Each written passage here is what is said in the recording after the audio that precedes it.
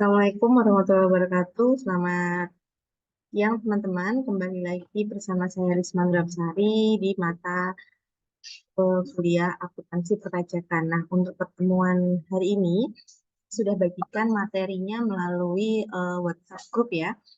Tadi untuk PPN dan PPNBM. Nah, untuk materi PPN dan PPNBM itu akan dibagi melalui dua pertemuan, yaitu pertemuan hari ini dan pertemuan minggu depan. Ini saya izin share screen dulu ya untuk materinya.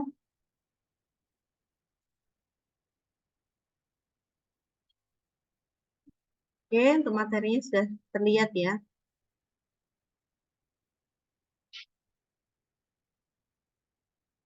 Nah, untuk hari ini kita akan membahas apa itu akuntansi dari PPN dan apa itu PPNBN. Nah, di sini teman-teman harus tahu apa yang dimaksud dengan PPN dan apa yang dimaksud dengan PPNBN. Kita bahas dulu. Nah, itu ada PPN dan PPNBN.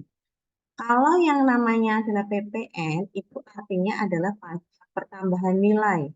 Nah, apa itu pajak pertambahan nilai? Pajak pertambahan nilai itu adalah pajak yang dikenakan atas konsumsi barang atau jasa, ya. Jadi ketika teman-teman menikmati ada jasa sewa, terus pembelian barang, nah itu akan teman-teman akan dikenakan PPN atau pajak pertambahan nilai. Yang misalnya semula teman-teman pembelian barang, misal pembelian sepatu ya. Pembelian sepatu harganya 100.000, kalau teman-teman cek di nota yang teman-teman terima, itu teman-teman bisa di situ membayarnya sudah dikenakan PPN yaitu 11%. Untuk tarif PPN-nya per tahun 2021 itu sudah berubah ya. Dari yang mulainya 5%, 10, dan sekarang menjadi 11%. Dan ini mau ada wacana lagi. Kalau yang namanya perpajakan kan memang seperti itu ya. Jadi setiap tahunnya atau peraturannya bisa berubah-ubah. Ini akan lagi digodok lagi itu 12%. Nah, itu pasti nanti akan menyulitkan pengusaha-pengusaha yang bekerja bekerja terkait dengan pembelian barang ataupun jasa karena PPN-nya terlalu tinggi. Nah, kalau yang namanya PPN berarti tadi ya pajak pertambahan nilai itu nanti objeknya itu adalah konsumsi atas barang ataupun jasa. Kalau yang namanya PNBM, apa itu PPNBM? Nah, PPNBM itu adalah pajak penjualan atas barang mewah, ya. Pajak yang dikenakan atas konsumsi barang yang berdasarkan KMK tergolong barang mewah. Jadi nanti ada list golongan pajak yang dimasukkan atau diklasifikasikan sebagai PPNBM. Ini duanya ini, baik PPN maupun PPNBM, itu akan masuk ke daerah pabean, yaitu wilayah Republik Indonesia yang di dalamnya ada aturan perundang-undangan tentang pabean ya. Oke, saya lanjutkan. Ini bagaimana sih ciri-ciri dari PPN, bagaimana ciri-ciri dari PPNBM? Nah, kalau kita berbicara mengenai ciri-ciri dari PPN, itu adalah objeknya itu dikenakan atas dasar konsumsi dalam negeri, baik itu barang ataupun jasa. Jadi yang namanya PPN itu pasti dalam negeri, baik itu jasa, baik ataupun barang. Ya, tarif tunggalnya itu 11%. Ya, tadi yang di awal saya sudah pernah saya bilang bahwa ada dulu dari 10 sekarang ke 11. 11 ini nanti mau digodok lagi wacana mau ke 12. Tapi kita saat ini masih mempelajari untuk tarif tunggalnya adalah 11%. Nah, yang ketiga merupakan pajak tidak langsung. PPN ini adalah pajak yang tidak langsung. Kenapa kita bisa bilang PPN adalah pajak tidak langsung? Karena di sini dasar atau atas pemungutan PPN-nya itu dilakukan oleh pihak yang menjual atau yang menyerahkan, ya. Misal gini nih, saya itu membeli, saya itu membeli tadi ya, saya itu membeli sepatu. Misalnya. Nah, kalau kita membeli sepatu itu nanti ada PPN-nya 11%.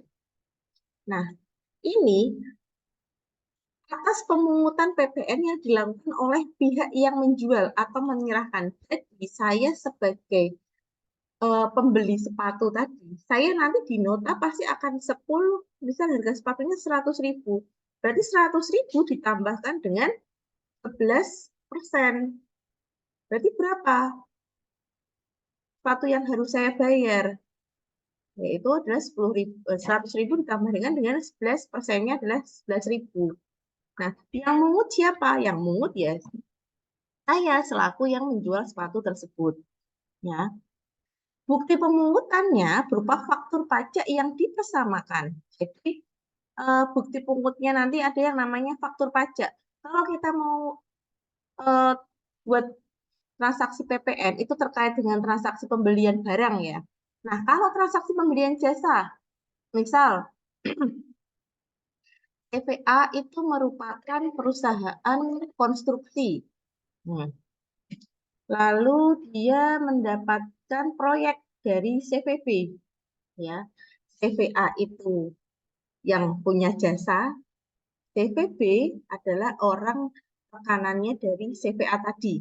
Nah, di mana CVB tadi, ketika dia melakukan pembayaran kepada CVA, ya, dia akan menyertakan PPN sebesar 11%, di mana nanti dia juga akan menyerahkan bukti pungutnya berupa faktur pajak. Jadi nanti si CVA tadi yang punya jasa tadi buat dulu nih faktur pajaknya, diserahkanlah ke CVB tadi yang CVB tadi itu adalah dia yang menggunakan jasanya tadi CVA. Jadi misal jasanya 100.000 berarti PPN-nya 11%, maka yang dibayarkan CVB kepada CVA adalah 111.000 karena 100.000 ditambahkan dengan 11.000. Misalnya seperti itu. Nah, ini dikenakan atas setiap jalur distribusi dan konsumsi kalau PPN. Nah, cara menghitung PPN yang harus disetorkan ke negara menggunakan kredit method. Nah, atau metode kredit biasanya ada selisih antara PPN penyerahan atau penjualan dengan PPN pembelian yang ataupun PPN perolehan. Nah, berdasarkan sifatnya, ini merupakan pajak objektif PPN ini ya. Itu tadi adalah ciri dari PPN. Nah, terus kalau kita bicara PPNBM, PPNBM tadi penjualan barang mewah ya. Tarif PPNBM itu serendahnya adalah 10% dan nilai paling tinggi adalah 20% dari nilai DPP. Ya. Apa itu DPP, Bu? DPP adalah dasar pemungutan pajak.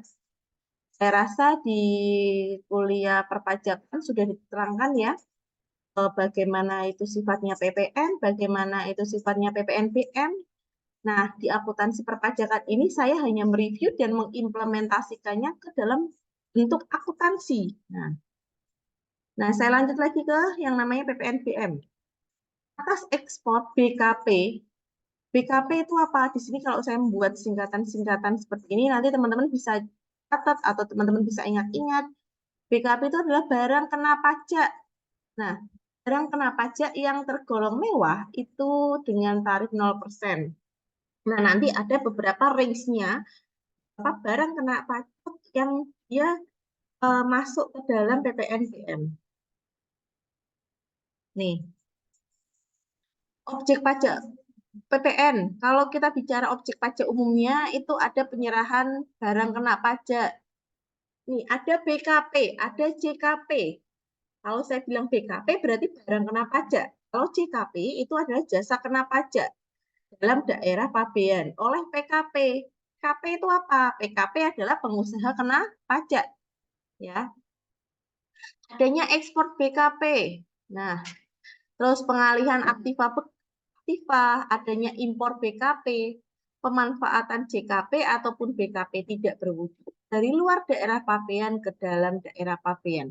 Daerah Pabean ini adalah negara Republik Indonesia. Terkait nanti teman-teman pembeliannya di luar, misal teman-teman beli handphone nih di Singapura atau di Batam kan, di mana ya, Singapura atau di Malaysia, masuklah ke cukainya Indonesia. Nah, pasti teman-teman akan dikenakan PPN-nya dari atas pembeliannya teman-teman. Nah, objek PPN khususnya pasal 16C, poin 16C dan 16D ini ada ini apa namanya? Ada keterangannya bahwa di pasal 16C itu kegiatan membangun sendiri yang dilakukan tidak dalam kegiatan usaha ataupun pekerjaan. Nah, ini objek PPN khusus ya, 16C, pasal 16C dan 16D. Lalu di 16D ada penyerahan aktiva yang menurut tujuan semulanya itu tidak dapat diperjualbelikan. Itu juga termasuk objek PPN khusus ya. Lalu selanjutnya nih, ada namanya PKP, pengusaha kena pajak. Nah, siapa sih PKP itu? Di sini ya. Tadi yang sudah saya sebutkan di awal. Nah, PKP yang pertama adalah yang menyerahkan adalah PKP. PKP ini orang pribadi atau badan. Paham ya, kalau badan di sini adalah suatu instansi atau perusahaan, ya. Orang pribadi atau badan yang omsetnya, dia omset ya teman-teman, bisa teman-teman garis bawahi bahwa dia memiliki omset mencapai 600 juta atau yang belum mencapai 600 juta, tapi inisiatif sendiri dia akan daftarkan sebagai PKP, adalah pengusaha kena pajak. Nah, di sini barang yang syarat kumulatifnya adalah penyerahan BKP, barang kena pajak tadi, dan JKP oleh PKP dalam negeri. Yang nantinya dia akan menyerahkan barang kena pajak atau jasa kena pajak ke asas negatif nih. Di sini ada beberapa ini ya teman-teman ya. Kalau teman-teman bisa lihat di layar bahwa di sini ada yang namanya barang yang tidak dikenakan pajak atau non BKP. Nah, barang hasil pertambangan atau pengeboran yang diambil langsung dari sumbernya itu tidak dikenakan pajak atau dia non BKP. Barang kebutuhan pokok, jagung, beras, kedelai, garam. Nah, teman-teman beli beras kan, beli beras, beli minyak, itu tidak dikenakan pajak PPN kan. Nah, itu bukan termasuk barang kena pajak ya.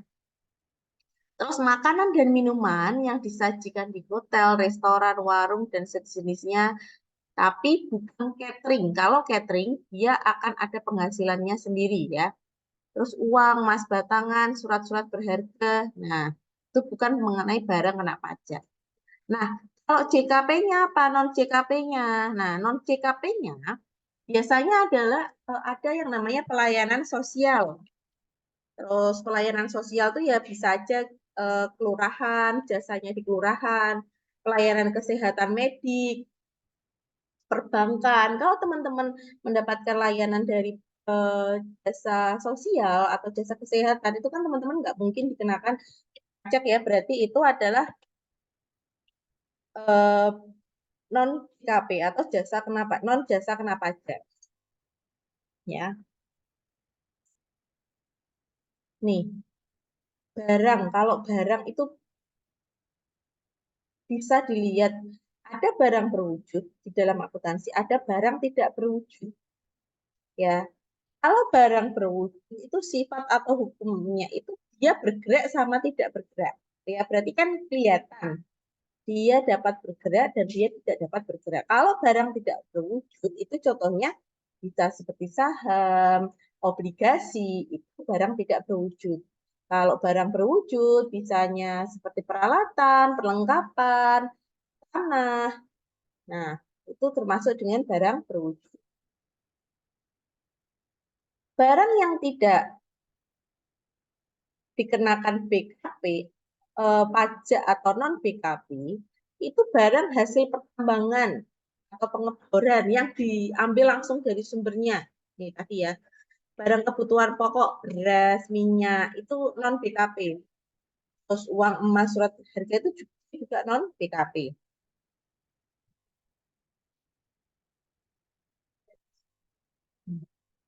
Terus jasa atau servis.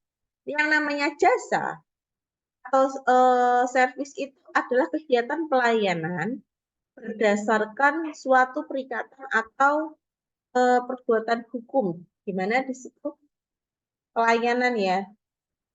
Terus dia menyebabkan barang atau fasilitas kemudahan atau hak tersedianya untuk dipakai ya. Misal kita memanfaatkan jasa pelayanan vaskes kesehatan. Nah, itu dia non PKP. Ya, jasa yang dilakukan untuk menghasilkan barang karena permintaan dengan bahan atas dasar petunjuk dari pemesan. Nih, misal kita menggunakan vaskes kesehatan dan lain-lain itu kan kita nggak dikenakan KP-nya, pajaknya kan kita nggak dikenakan. Lanjut. Nah, ini adalah beberapa jenis jasa yang tidak dikenakan PPN. Tadi, agamaan, perbankan, terus penyiaran terbuka yang bersifat iklan, ada angkutan umum. Nah, angkutan umum, terus jasa pemerintahan kayak puskesmas, terus kelurahan, kecamatan itu kan tidak dikenakan non JKP ya, dia tidak dikenakan PPN. Terus kita masuk nih, siapa sih PKP itu tadi? Dia tadi yang omsetnya mencapai 600 juta pada 600 juta dalam 1 tahun. Yang tidak wajib adalah pengusaha yang omsetnya belum mencapai 600 juta, tetapi inisiatif sendiri boleh mendaftarkan diri menjadi PKP. Ya boleh ketika teman-teman sudah ada usaha, tapi omsetnya teman-teman belum ada 600 juta, teman-teman dengan kesadaran dirinya mau mendaftarkan diri sebagai PKP, ya nggak apa-apa.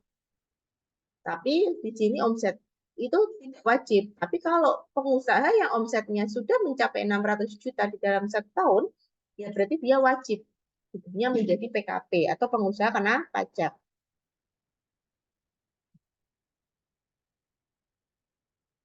Nah, ini tarifnya ini masih sebentar. Tarif lama, ini saya ganti dulu. Tarif yang baru itu adalah 11%. Ini ya, 11%. DPP, tadi saya awal sudah menyebutkan istilah DPP. DPP, apa itu DPP? Adalah dasar pengenaan pajak. Dasar pengenaan pajak ini dihitung dari harga jual. Harga jual itu adalah nilai yang berupa uang termasuk biaya yang diminta oleh penjual atas penyerahan barang penyerahan barang kena pajak setelah dikurang diskon. Maksudnya gimana?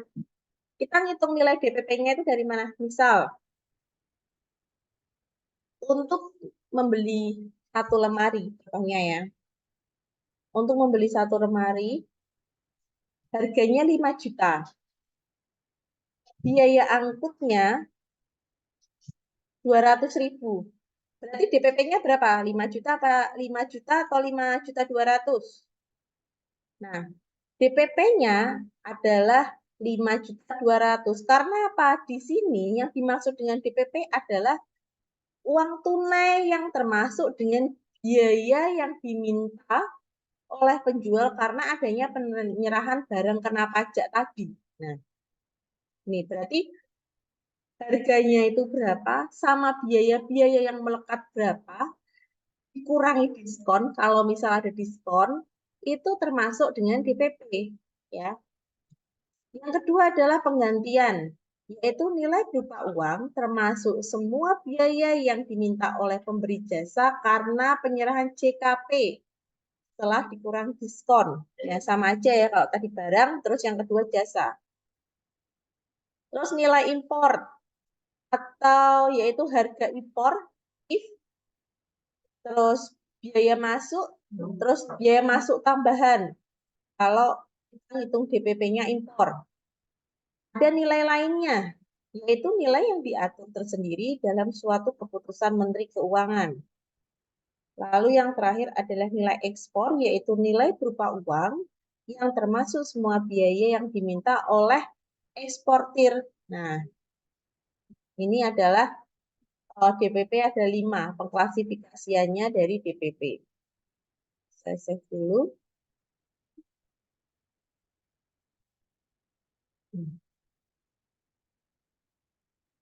Lalu ada yang namanya harga jual. Harga jual ini adalah penentuan harga yang kita dasarkan pada standar mata uang kita ya, berupa uang ya, termasuk semua biaya yang diminta oleh penjual barang kena pajak. Nah, ini tidak termasuk dengan PPN dan dari potongan harga yang tercantum dalam faktur pajak. Nih, harga jual. Berarti ini nggak termasuk PPN, harga jual. Nggak termasuk PPN yang ada di cantuman di faktur pajak. Contohnya seperti ini. Tadi pembelian lemari ya. Pembelian lemari 5 juta. Terus habis itu biaya angkutnya 200.000. PPN-nya berarti berapa? 5 juta ditambah dengan 5 juta ditambah dengan 200.000 dikali dengan 11%. Coba gitu dulu ya. Saya bukakan Excel dulu.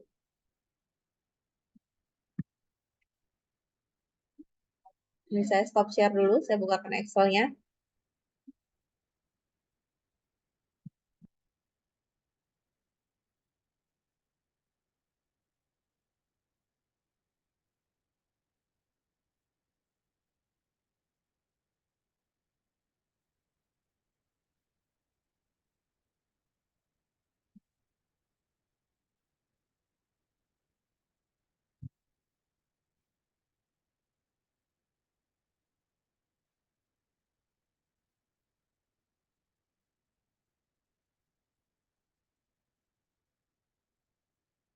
Ini saya izin share lagi.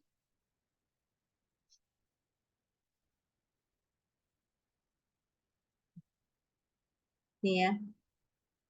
Sudah nampak ya teman-teman di layar ya untuk Excel-nya. Contoh ya, pembelian almari. Ini 5 juta. Terus biaya angkutnya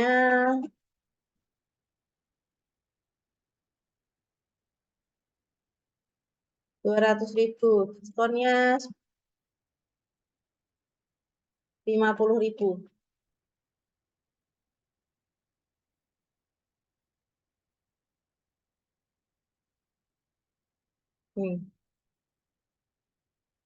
Terus harga jual lemarinya berapa? Harga jualnya adalah biaya pembelian ditambahkan dengan biaya angkut dikurangi dengan diskonnya. Nih, 5.120.000. Nah, tadi harga jual nih termasuk semua biaya yang diminta atau seharusnya diminta oleh penjual barang kena pajak. Nah, ini tidak termasuk PPN dari potongan harga yang tercantum dalam faktur pajak. Jadi ini misal harga jualnya sekian, muncul PPN 11%,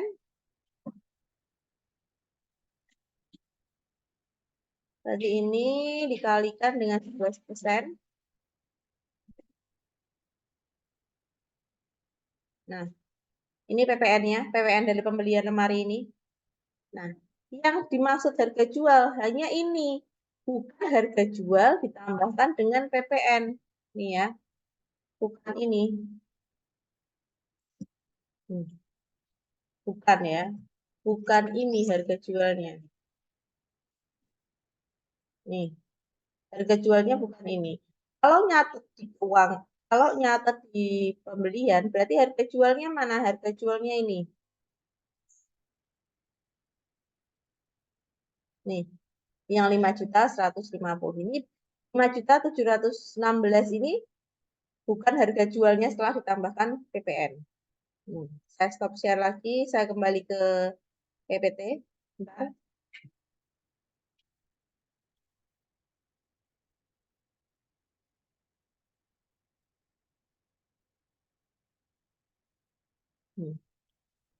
Lihat ya, penggantian ini terkait dengan termasuk nilai uang juga, lalu terkait dengan semua biaya yang diminta yang seharusnya dijual oleh barang kena pajak, tidak termasuk PPN dan potongan harga yang tercantum dalam faktur. Jadi ini ya.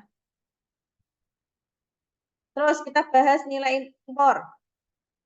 Ini nilai ekspor. Nilai ekspor itu nilai berupa uang.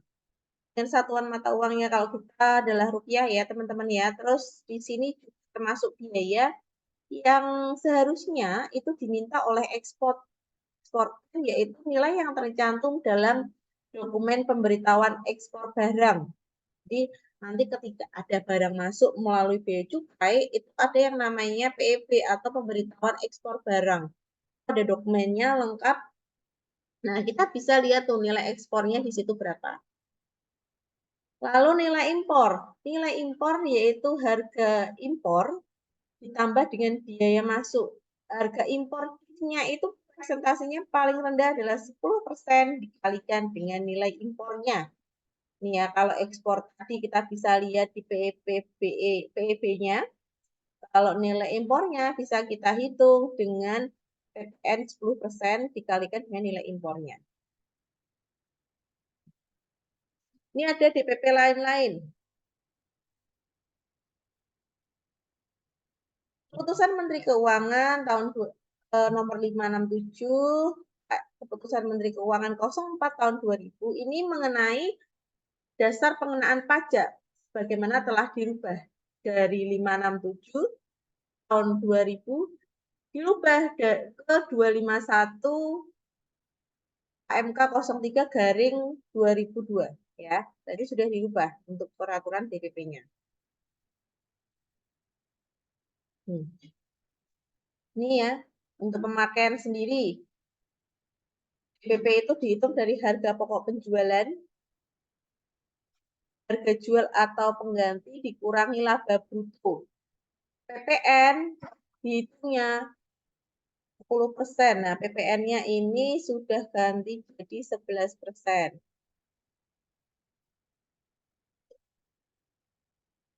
Ini PPN-nya sudah ganti jadi 11% ya. PPN-nya sudah ganti dari 11%. Nah, ini pemberian cuma-cuma. Kalau pemberian cuma-cuma, itu ngitung DPP-nya, itu harga pokok penjualan.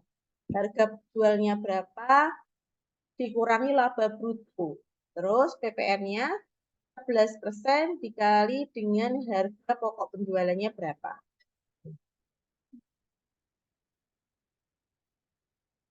Terus DPP atas sewa. Nih, sama juga nih 11%. Nih, seluruh harga sewa plus biaya servisnya berapa. Kalau nyari PPN-nya berarti 11% 11% kali dengan DPP-nya. Nih, ya. Jadi misal nih, contoh nih. Contoh biaya DPP sewa.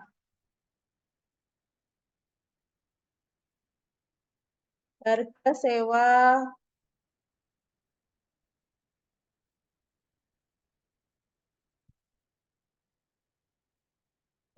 kren jasa konstruksi 50 juta.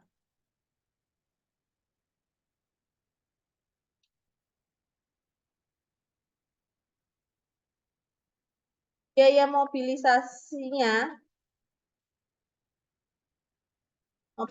itu ngangkut trennya ya, misal adalah 2.500.000.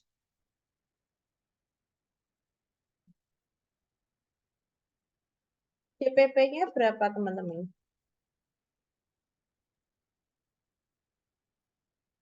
PPN-nya berapa ini?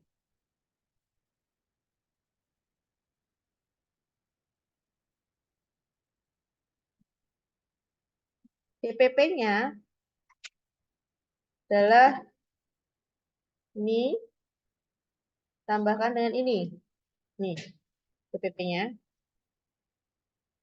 PPN-nya berarti 11% dikalikan dengan ini.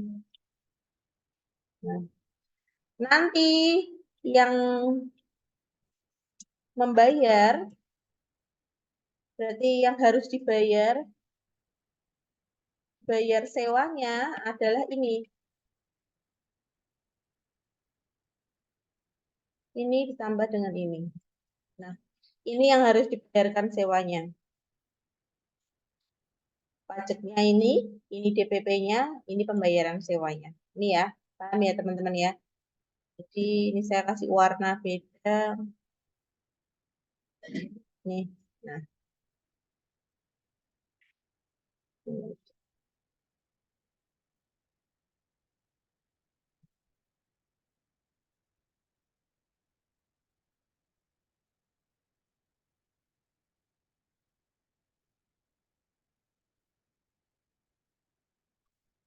Ini ya. Ini. Terus lanjut. Ini saya save dulu, nanti saya kirim ulang lagi ya di grup ya. Untuk tarifnya. Nah, ini mekanisme pemungutan umum. Nah, ini ada kas negara. Nanti teman-teman bisa ke kantor. Karena pembayarannya untuk PPN itu teman-teman bisa ke bank, kantor pos, atau sekarang sudah canggih pakai mobile banking ataupun ATM juga sudah bisa. Terus ini PPN-nya ini berarti 11 juta. Dia akan menyetorkan PPN sebesar 11 juta. Nih, PPN-nya 11% ya. Dapat dari mana sih 11? Kita dapat dari PPN tarifnya adalah 11%. Nah, ini ya.